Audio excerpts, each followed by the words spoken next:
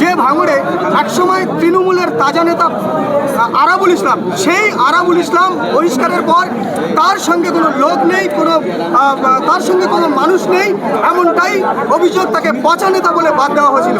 সেই তৃণমূলের তাজা নেতা যখনই আইএসএফে জয়েন করেছে, তার পেছনে দেখা যাচ্ছে আইএসএফের হাজার হাজার কর্মী সমর্থক, তারা উঠছে পড়া ভিড়।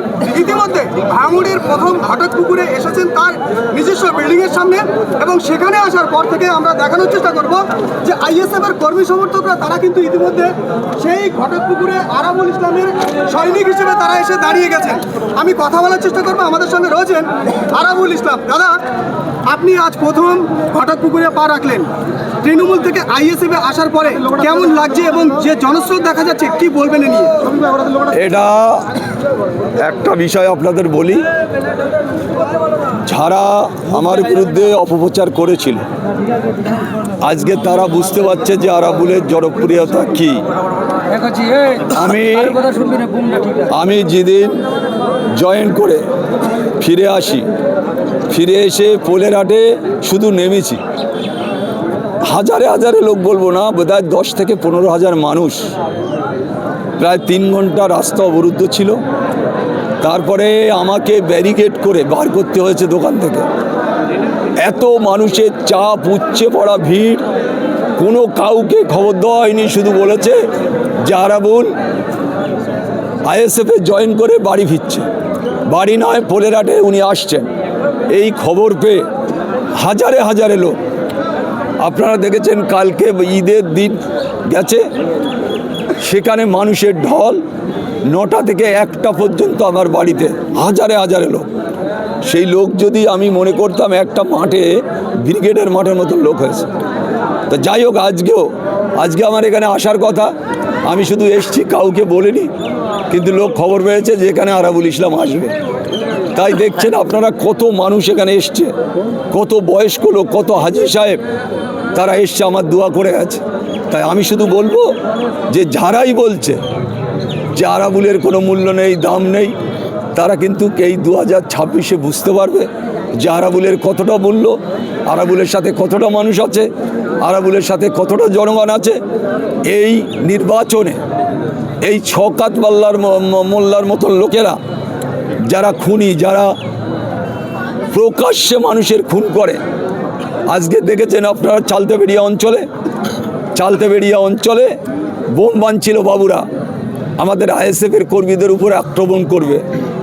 কত দামি মশলা, না হলে ঘর উড়ে গেছে, 4 জনার বডি উড়ে গেছে, স্পটে 2 জনা মারা গেছে, 1 জনার বডি দেখানো হয়েছে, আর কাউকে দেখানো হয়নি। আর এখনও 4 জনা এখানে, উনি প্রথম ঝোড়োর মোড়ে ওনার নিজস্ব নার্সিং হোম ঝোড়োর মোড়ে নিয়ে গেছে, সেখান থেকে হয়নি, সেখান থেকে ট্রান্সফার করে বাসন্তী একটা জায়গা নিয়ে গেছে, সেখানেও হয়নি। এখন চুনোখালি একটা বেসরকারি নার্সিংহোমে 4 জন ভর্তি আছে, মৃত্যুর সাথে লড়াই করছে। এটা কোন ধরনের রাজনীতি? এটা আরাবুল ইসলাম 1984 সালতে দল করছে, কারুর মারার রাজনীতি করিনি। আমি মমতা বন্দ্যোপাধ্যায় যখন যাদবপুর লোকসভায় দাঁড়ায়, তখন থেকে ভোটটা করছি মমতাজির সাথে। আজকে ভাঙড়ে যখন এই অপদার্থ, একজন খুনি, একজন তোলাবাজ, একজন মাতচোর যখনই ভাঙড়ে এসছে, তখনই রক্ত হোলি খেলা খেলছে। উনি বলেছিলেন যদি আরও 10টা 5টা মৃত্যু হয় তাও ভাঙড়ে হবে, আমি দেখব। ইতিমধ্যে 4-5 জনের মৃত্যু একই দিনে হয়ে গেছে। সেটা ওরা লুকাচ্ছে। যাদের যাদের ছেলে মারা গেছে, যাদের যাদের আত্মীয়রা মারা গেছে, তারা 2-4 দিনের মধ্যে ওনাদের ধরবে যে আজ কোথায় ডেড বডি তাদের। কেউ বলছে ফ্রিজে রাখা হয়েছে, কেউ বলছে অন্য জায়গায় গুম করে রাখা হয়েছে। এরকম ধরনের ঘটনা ঘটছে।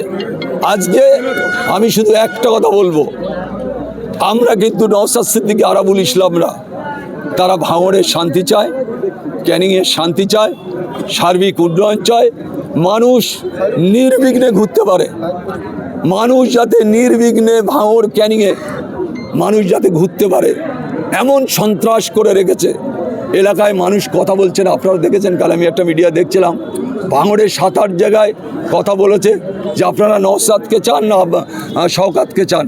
তারা কেউ কথা বলতে চায়নি ভয়তে।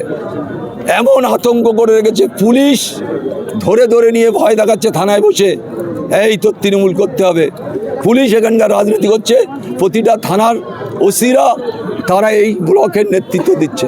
তাই আমি বলবো ওসিদের সঠিক নেতৃত্ব দিন, সঠিক কাজ করুন, মানুষের পরিষেবা দিন। এই নির্বাচনে অনেক কিছু ঘটে যাবে। আপনারা ভাববেন না একটা পার্টির দালালি করে চিরস্থায়ী থাকবেন। তাই আপনাদের কাছেও আমার অনুরোধ থাকবে, পুলিশের কাছে, যে ইমিডিয়েট আমরা এনআইএ তদন্ত দাবি করেছি, এনআইএ ইনকোয়ারি করছে। আমরা থানাদের বলতে চাই দায়িত্ব ফুললি নিয়ে তদন্ত করে আমরা অবিলম্বে শওকত মোল্লাকে অ্যারেস্ট করতে চাই। শওকত মোল্লাকে অ্যারেস্ট করতে হবে এনআইএকে। কেন? তার নির্দেশে, তার আদেশে, সে নিজে মাল পাঠিয়েছে, সে নিজে অ্যাম্বুলেন্স পাঠিয়েছে, সমস্ত কিছুটা সে করেছে। তাই আমি অবিলম্বে চাই শওকত মোল্লাকে অ্যারেস্ট করতে।